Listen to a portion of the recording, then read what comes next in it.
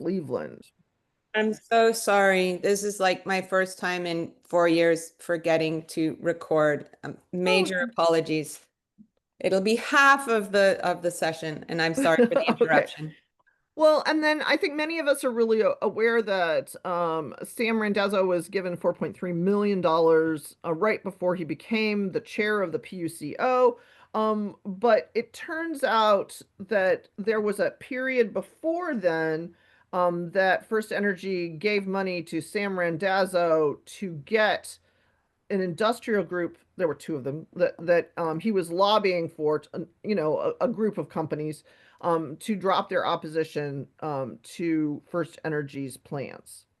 So, how can I put this?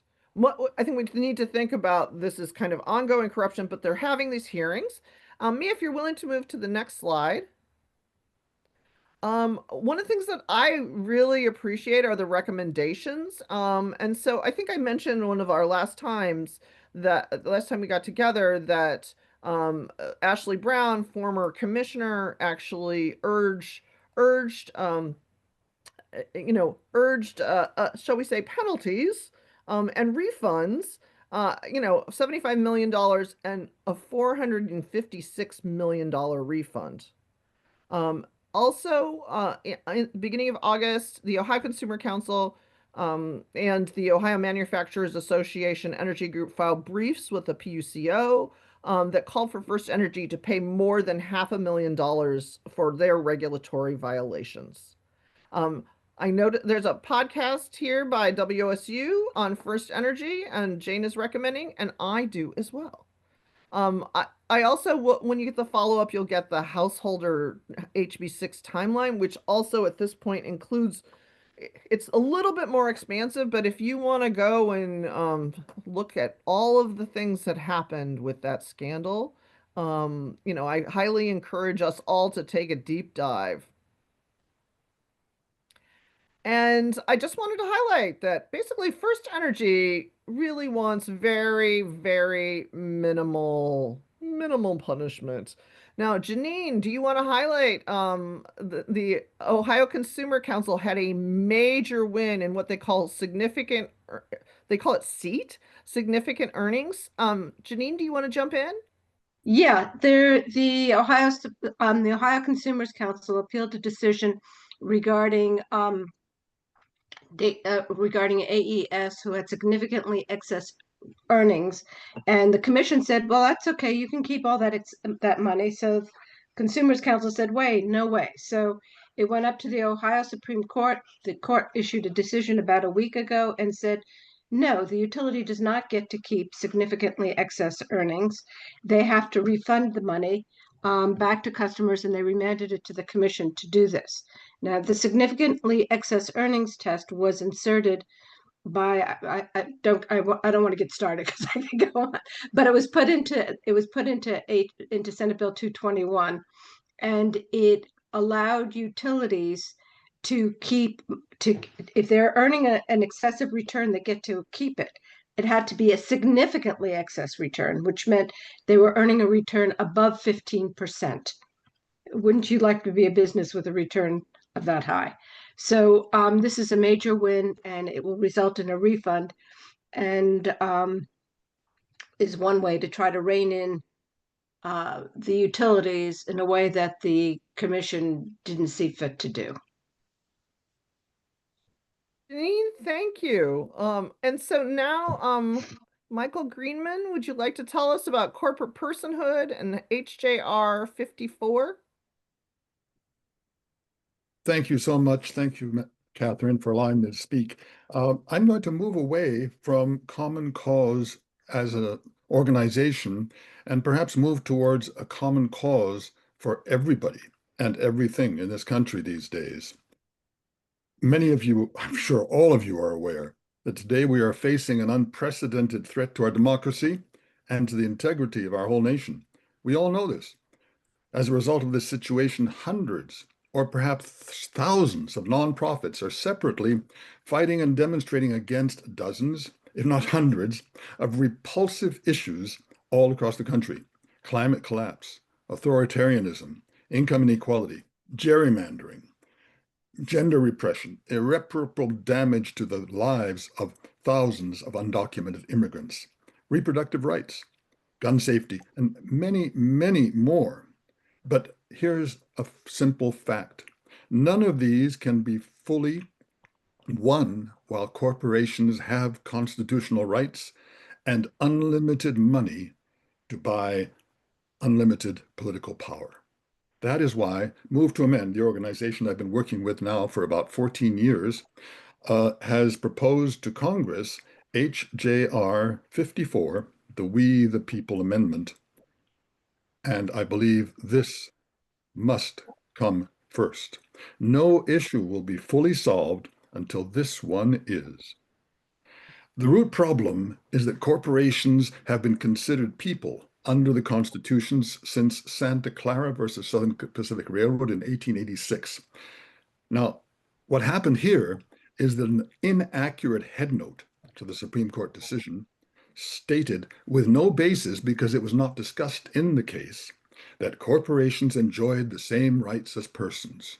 And that has become a precedent. You're all familiar with Citizens United in 2010. And of course, that's the one that led money to be treated as free speech and not able to be controlled. And since that date, we have seen the floodgates open and millions, if not billions of dollars have flowed into candidates' purses and into campaigns, et cetera, et cetera. And what's the result? Court decisions favor corporations over communities. Legislation serves donors, not voters. Money has flooded our elections and pushed people's needs to the rear. And let's face it, real democracy is today an illusion.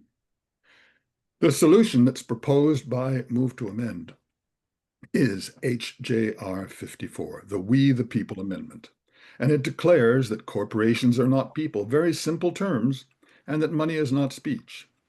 Every congressional session since Citizens United, Move to Amend has attracted sponsors to propose HJR in Congress. This year, we have over 60 representatives as co-sponsors. I bet most of you did not know that. But here's the problem. Move to Amend is literally invisible.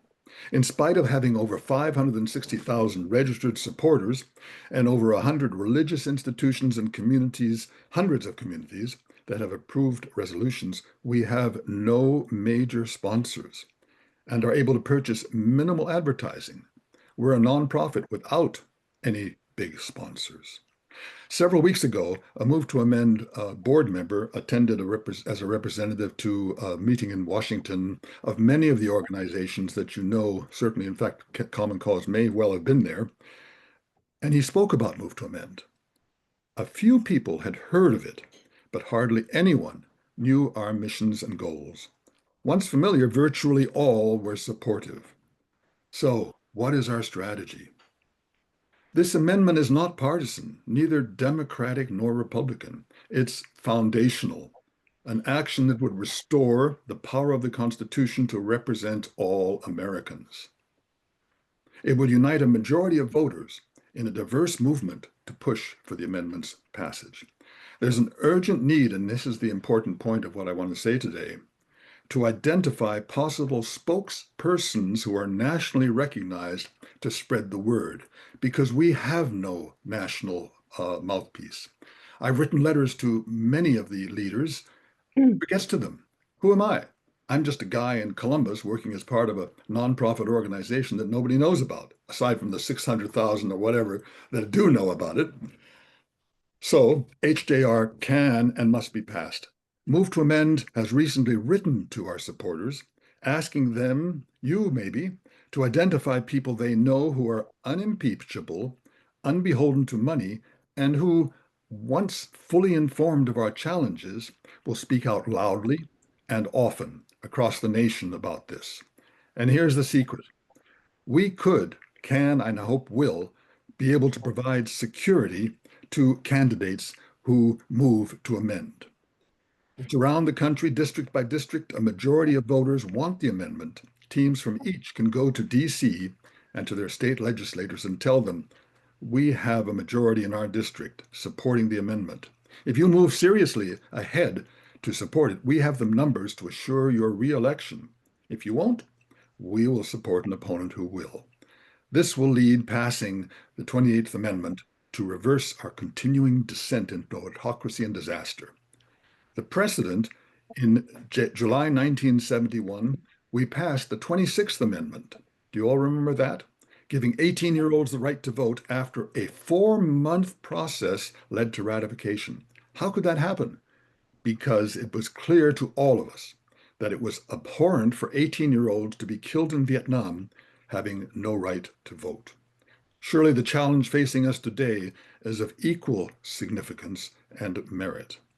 So we would ask you, as we see Republicans and MAGA people all around the country concerned with what is happening, ready for change, and this will bring them together with progressives of all stripes to unite to movements under one achievable reform.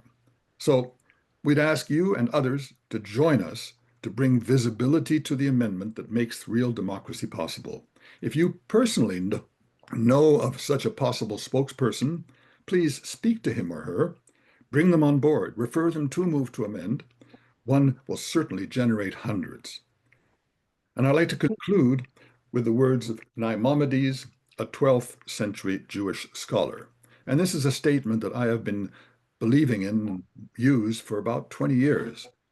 Often I'm criticized for it because what is hope? Hope is a mirage. But I believe, and this is his statement, hope is belief in the plausibility of the possible as opposed to the necessity of the probable. Now, what is the possible? That we might succeed, that we could succeed. I think that we must succeed. But what is the probable?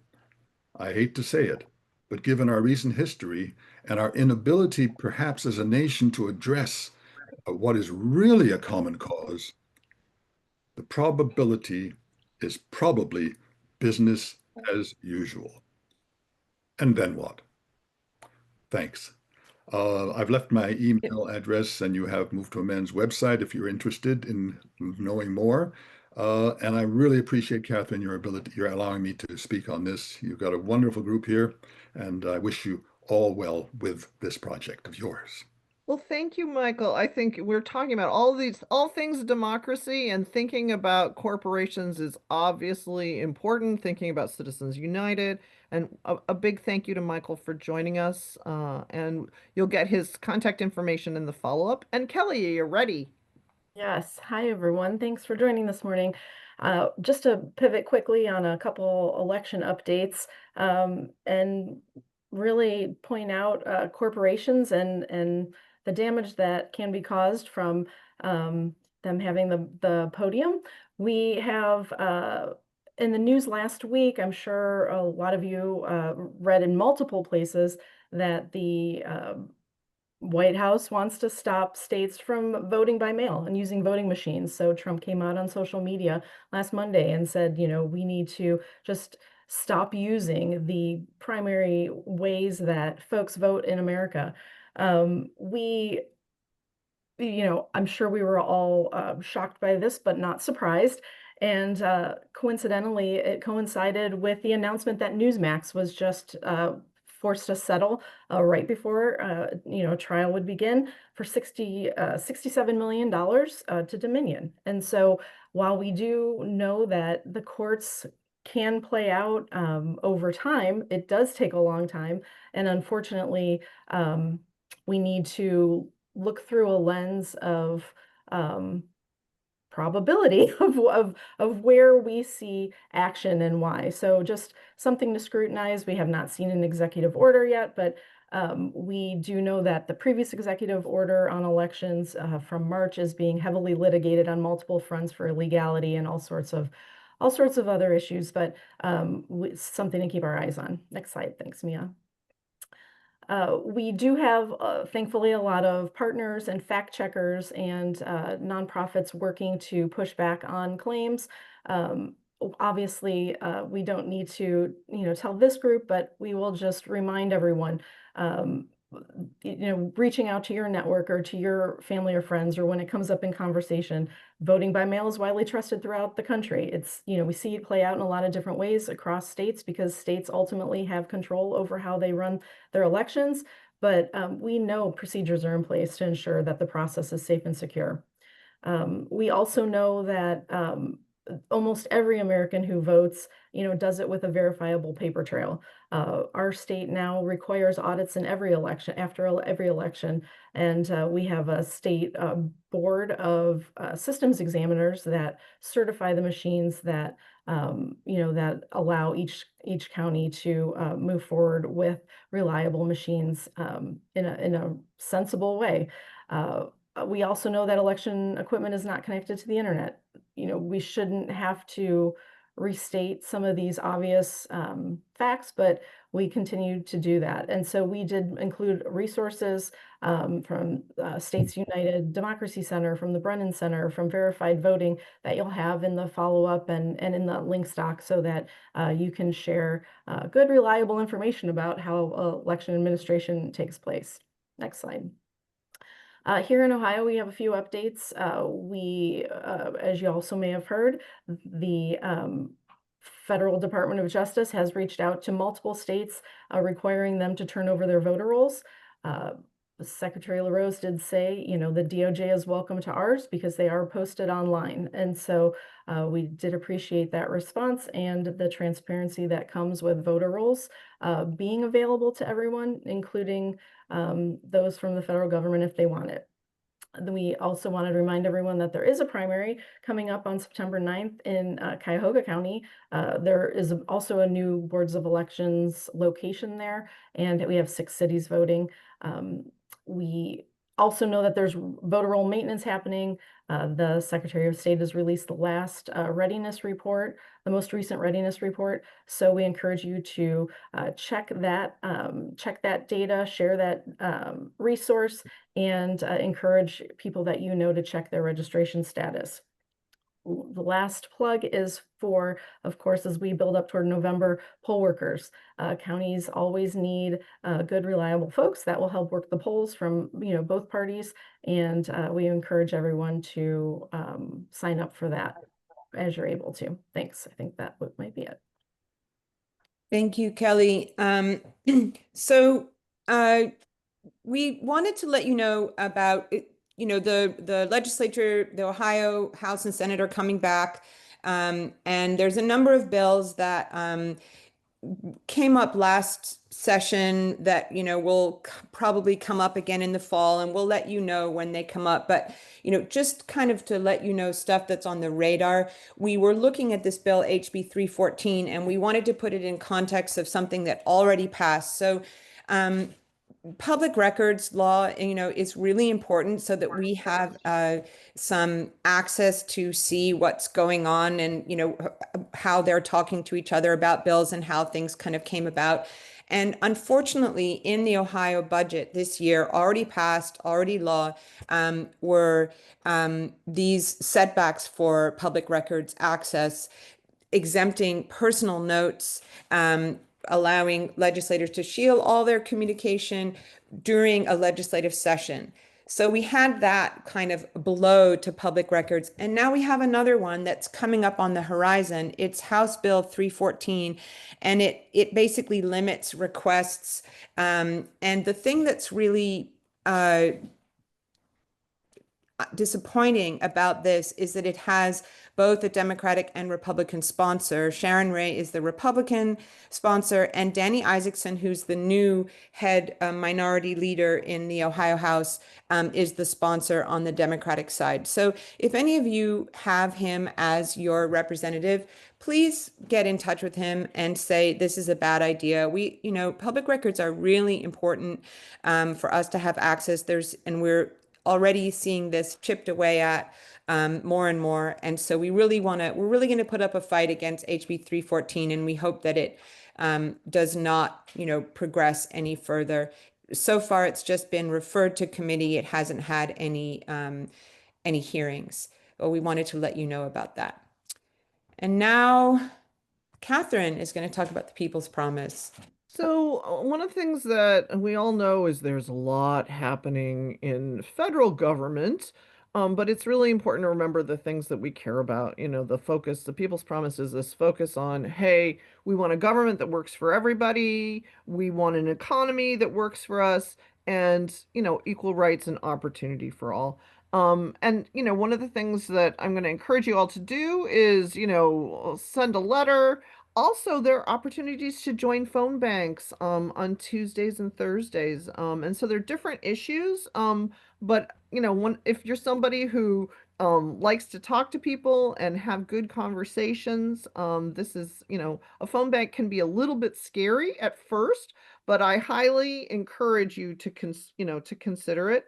I also, as we're thinking about, all of the challenges we face. I got a couple different emails and suggestions about, how to get people thinking about this. And I do think if we think about kind of attacks on Social Security, if we think about changes in the big bad bill, these are opportunities for us to have conversations about the impacts of dysfunctional government on our daily lives. And so, as we move forward, I'm hoping we can all have really good conversations. And then it was interesting thinking about Michael spreading the word, finding speakers. But what we really need right now are the kind of conversations that are neighbor to neighbor, so that we can slowly build. Because we, the people, are the ones that should be driving the direction of this country. And I noticed that Barbara added a protest and a suggestion for Michael, Labor Day protest at the Freeman's Commons. I that sounds wonderful. And on that, Kelly, tell me, and tell us about the upcoming Election Protection Summit. Well, we are getting close. So hopefully you have heard before, and hopefully many of you are already registered, but we are holding our second annual in-person event. This is a photo from last year, which was a fabulous turnout.